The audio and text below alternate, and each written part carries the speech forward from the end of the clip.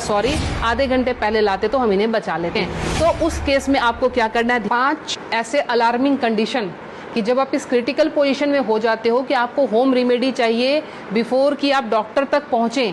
आप कुछ ऐसा उपचार क्या करें जिससे हम पेशेंट को हॉस्पिटल तक बहुत अच्छे से पहुंचा सकें और उसको आगे का जो है प्रोसेस ट्रीटमेंट का दे सकें। हाई बीपी के पेशेंट हर घर में हैं, तो उनके रात के टाइम 12 बजे के बाद और 4 बजे के पहले जो है हार्ट पेशेंट का एक बार स्ट्रोक लेना बहुत ही कॉमन होता है डेली के रूटीन में, कि आप जब तक उसको डॉक्टर के पास ले जाते हैं, डॉक्टर कहता है सॉरी, आधे घंटे पहले लाते तो हम इन्हें बचा लेते।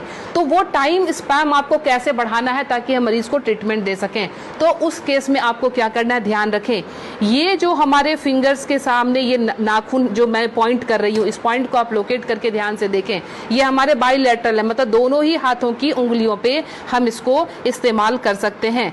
जब भी आपको लगे कि कोई पेशेंट बिल्कुल उसका जो है बीपी बहुत हाई चला गया है और आपको डॉक्टर तक जाने के पहले अगर उसको स्ट्रोक ना आ जाए, लाइफ उसकी खत्म होने से बचाने के लिए आपको सिंपली क्या करना है, आप कोई भी पिन ले लेंगे। पिन लेके आप उसको सिंपल कि जिस तरह से हमने पिन लिया, आप घर में सेफ्टी पिन ले सकते हैं, क्योंकि उसको थोड़ा सा आपने डिटॉल या उसे स्टरलाइज कर लेंगे। स्टरलाइज करने के बाद सिंपल आप यहाँ पे प्रिक करेंगे और प्रिक करके यहाँ से आप थोड़ा सा ब्लड जो है इस तरह से 5 to 10 ड्रॉप्स इस तरह से निकाल देंगे। ये ध्यान रखें, ये बहुत ही इमरजेंसी केस है और ये करते ही आपके पास पेशेंट के लिए एटलीस्ट 3 से 4 घंटे मिल जाएंगे कि आप उसको डॉक्टर तक सेफली पहुंचा सकते हैं और वहां उसको ट्रीटमेंट मिल सकता है। दूसरा काम, अगर ये भी करने की हिम्मत आप में नहीं है, फ्रिज का ठंडा दूध 1 गिलास उस पेशेंट को पिला दें। ठंडा दूध पिलाते ही आपके पास ड्यूरेशन बढ़ जाएगी, आप 2 घंटे तक हॉस्पिटल के अंदर उनको लेके आप जा सकते हैं। ध्यान रखें। दूसरी हमारी अलार्मिंग कंडीशन जो होती है वो होती है एसिडिटी की। एसिडिटी समटाइम्स इतना हाई हो जाता है कि रात को सोना मुश्किल, सीने में जलन और भारीपन, उस केस में भी लगता है जैसे हमें हार्ट की प्रॉब्लम आ रही है। उसमें क्या करेंगे, उस केस में कि हमने इस पॉइंट को, एसिडिटी के केस में आपने इस पॉइंट को लेना। पॉइंट लोकेट कैसे करेंगे, तो आपने इस तरह से अपने थंब के इस वाले पॉइंट को, फर्स्ट पोर को यहाँ से मेजर कर लेंगे, खोल के यहाँ से मेजर करके आपका जहां ये टच हो रहा है यहाँ से आपने इसको प्रेस करना शुरू किया। 20 to 30 टाइम्स इसको आप डीप प्रेस करेंगे। एसिडिटी बन रही है या फिर सर दर्द हो रहा है एक्सट्रीम पोजीशन पे, आपको उस समय वो रिलैक्स देना शुरू कर देगा, क्योंकि जब जलन होती है आपके बब्स निकलते नहीं है, इसीलिए वो यहाँ पे अटैक कर रहा होता है, जिससे पेन आना शुरू हो जाता है। तो आपको क्या करना है, इसको प्रेस करेंगे, आपको रिलैक्सेशन होना शुरू हो जाएगा। तीसरी चीज, हमारे मोशन सिकनेस, या हम ट्रैवल कर रहे हैं तो हमें वॉमिटिंग आती है, या जनरल केस में भी अगर वॉमिटिंग आती है या नोजिया रहती है, वॉमिटिंग टेंडेंसी, वॉमिटिंग आ नहीं रही है बट ऐसा लगता है कि वॉमिटिंग आएगी, इस केस को हम कैसे हैंडल करेंगे।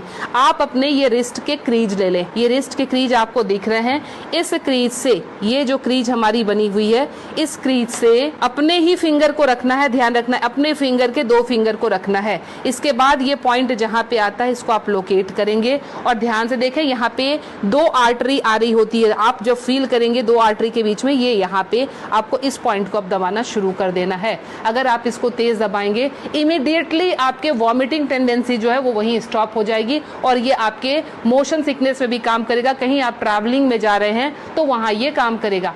अब मोशन सिकनेस को रोकने के लिए घरेलू उपाय क्या करें। पुराने जमाने में ध्यान है आपको 10 पैसे के और 5 पैसे के सिक्के मिलते थे। वो सिक्के अगर आपके पास हैं तो सिक्के को सिर्फ मुंह में रख लेना है, कुछ नहीं करना है। वो रख के, या पान के पत्ते, ध्यान रखें मैं पान खाने की बात नहीं कर रही हूँ, उसमें गुलकंद और वो सब मिलाने की, मैं सिर्फ कह रही हूँ पान के पत्ते, वो आप चबाते हुए चले जाएंगे, आपका मोशन सिकनेस जो है वो कंट्रोल हो जाएगा। तीसरी चीज जो आती है एलर्जिक अस्थमा की, मतलब एक ही आपको स्ट्रोक आया और आपके जो है बिल्कुल सांसें फूलनी शुरू हो गई, सांस नहीं आ रही है, हेवीनेस आ रही है, उस केस में आप क्या करेंगे, अपने नाक को खोलने के लिए, ताकि ब्रीदिंग आपकी एकाएक स्टार्ट हो जाए, आप अपने हाथ को लेंगे और इस तरह से नाक को सटाएंगे।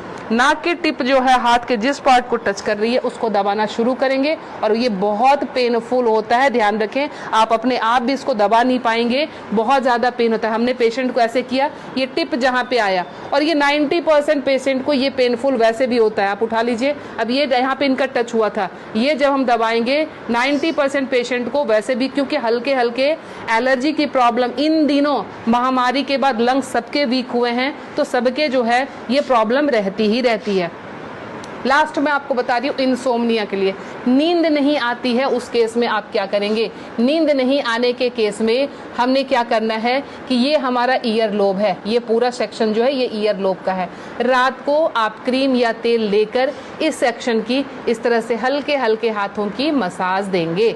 ये हल्के हल्के हाथों की मसाज देंगे, इससे आपको नींद आनी अच्छी शुरू हो जाएगी। साथ में और क्या इंक्लूड करें, हमारा जो टॉप ऑफ द हेड है, बिल्कुल सर का ऊपरी सिरा, यहाँ पे आप टैपिंग करेंगे। टैपिंग करने का मतलब हल्का हल्का आप इसको ठोकते जाएं, ये इसको वाइब्रेट करें। वाइब्रेट करने का मतलब आप यहाँ से जो है एनर्जी हमारे जा रही है नीचे, क्योंकि आपको पता है ये माउंटेन बना हुआ है, यहाँ से एनर्जी का फ्लो शुरू होता है, तो ये एनर्जी जो है पूरी जगह जाएगी और आपको बिल्कुल काम कर देगी, शांत कर देगी। तो ये 5 अलार्मिंग पॉइंट्स आपको हमेशा के लिए याद रखना है।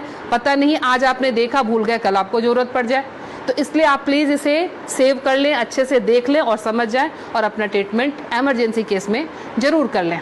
मैं Leena Shrigyan, naturopathy and alternative therapy expert, New Delhi से। मुझसे मिलने के लिए